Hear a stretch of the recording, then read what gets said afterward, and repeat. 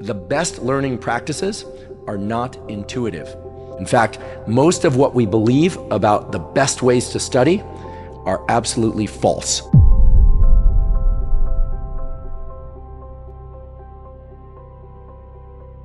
Okay, let's talk about some of the other practical aspects of studying and learning.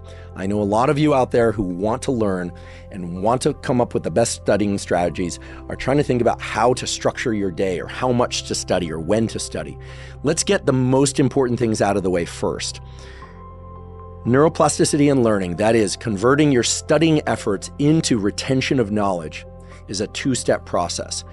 You've probably heard about active engagement. That's just a fancy set of words for focus, for really attending to the information that you're trying to learn. And it is very important anytime you're trying to learn new information.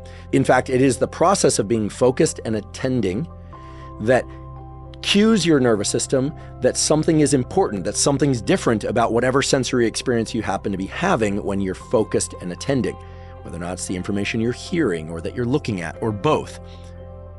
That cue at the level of neurochemicals in your brain and body signals to the neurons, hey, you're going to have to change. You're going to have to alter your connections, either make them stronger or weaker or a combination of those things in order to make sure that your nervous system can retain and use the information at a future time. So that's step one. And of course, as a part of step one, most people, when they hear about optimal studying strategies, they want to know, what should they do? What should they take in order to learn better? Well, here's what everyone should take in order to learn better, which is a great night's sleep the night before, limiting your external stress. Although some stress is good because it cues up your alertness, it actually allows you to remember certain things better. No one can remove all stress from their life, but we know one thing for sure. Your ability to be alert and focused is going to be greater if you slept well the night before. Okay, so sleep is without question the best nootropic, right? The word nootropic means smart drug. I don't really like that term because learning involves all sorts of things. It's not just about being smart. It's about being able to attend. It's about sometimes being creative, flexible with ideas and information. Here's the point. You're going to need to get your sleep right in order to be able to study and learn at your absolute best so that you can be alert and focused when it comes time to learn. Now, the process of being alert and focused on particular material that you want to learn can be enhanced by just having a silent script within your head, silent meaning you're not saying it out loud, where when you sit down to learn, you're looking at a book or you're listening to a lecture, perhaps a podcast like this, you're thinking, okay, I need to learn this. I need to learn this. You can voluntarily ramp up your level of focus and alertness by telling yourself that information is important.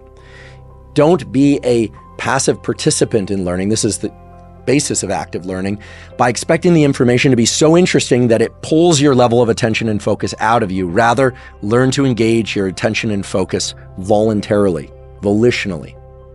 Okay? When we hear about ADHD, attention deficit hyperactivity disorder, we know that people with ADHD can attend very rapidly. They can really pay close attention for long periods of time if they like a given topic or a given experience or activity. They have serious challenges, however, engaging their attention and alertness if they are not excited about an activity or information. And so it is the hallmark of all good learners to be able to voluntarily force yourself to attend and to focus.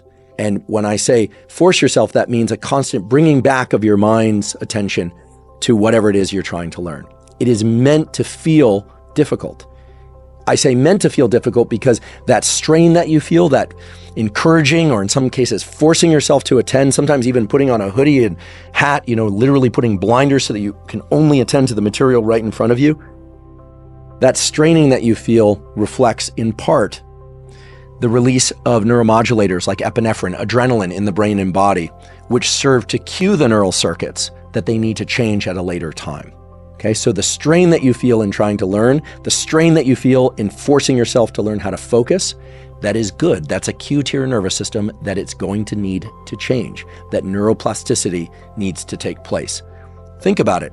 If you didn't feel that strain and you were able to perform whatever it is that you were doing or remember whatever information it is that you're being exposed to seamlessly, well, then your nervous system wouldn't have to change because it already has the capabilities within the neural circuits.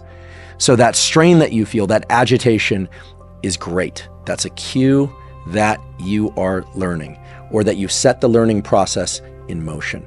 If ever there was a strongly research-supported tool in the literature, in the peer-reviewed literature, about how students can learn information better, it's testing. And I know, we think of tests as a way to evaluate our knowledge, but it turns out that testing is one of the best ways to build our knowledge, to retain our knowledge, and again, to offset forgetting. Now, the study of testing as a learning tool, not just as a way to evaluate how much information we've learned, goes back over 100 years. There's a classic study that was done in 1917 where grade school age children read biographies. So they read biographies, and then the kids were divided into different groups. One group read and reread those biographies over and over. Another group read the biographies once and then were tested on those biographies.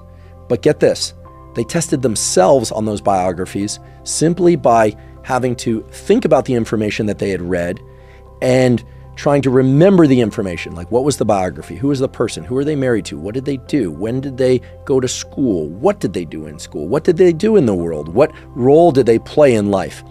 So they essentially tested their own knowledge simply by going into their own head and asking themselves what they could remember about those biographies.